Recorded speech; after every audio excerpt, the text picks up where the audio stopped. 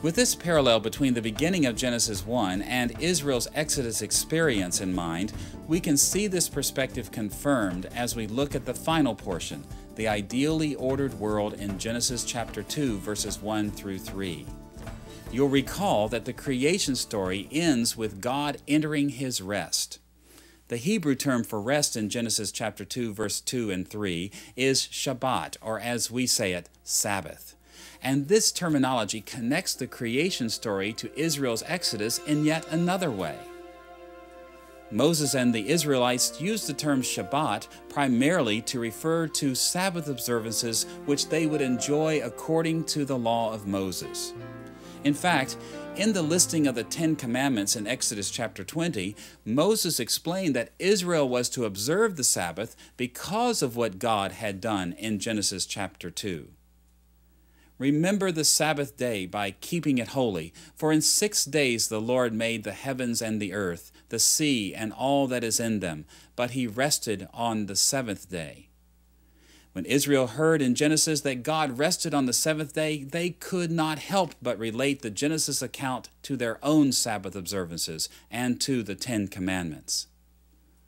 Although the Israelites kept Sabbath in some measure in the wilderness, it's important to realize that the full extent of Sabbath worship could only take place in the Promised Land.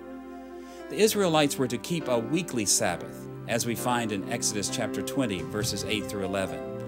But they were also to keep other holy days or Sabbaths. For instance, we learn from Leviticus chapter 25 that they were also to observe every 7th year as a Sabbath year by leaving the ground fallow. Israel was also to keep the great year of Jubilee every 50th year when all debts were forgiven and all families were to return to their original land inheritances. In Moses' law, the full worship of God in Sabbath observance was much more complex than anything the Israelites observed as they wandered through the wilderness.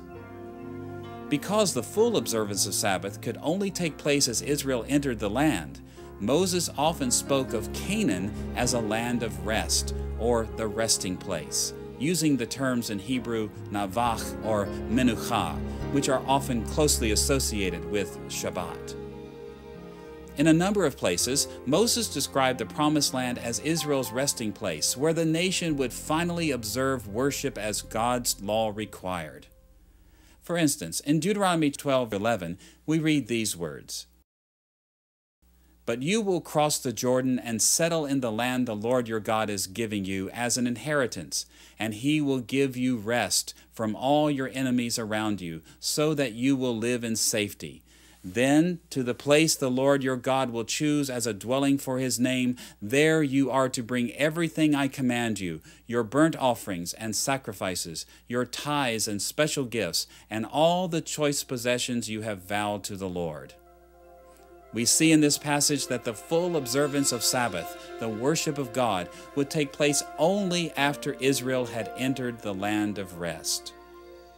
For Moses, Sabbath stood for more than individuals and families setting apart a day for quiet worship. Sabbath was a central dimension of Moses' vision of dwelling in the land of rest, worshiping and celebrating at the special place where God would place His name. This is why in Psalm 95, verse 11, God spoke of those who were forbidden to enter the land of Canaan in this way, "So I declared on oath in my anger, they shall never enter my rest." This close connection between Sabbath and the full national worship of God in the Promised Land explains why Moses ended his account of creation with God entering His Sabbath rest.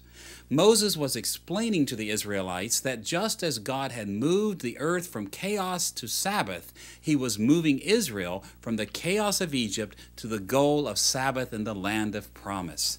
Moses was leading Israel to the place of rest, the land of Canaan, and those who resisted Moses' program were not merely resisting a human plan, they were actually resisting God's efforts to bring His people into conformity with the ideal structures of the universe.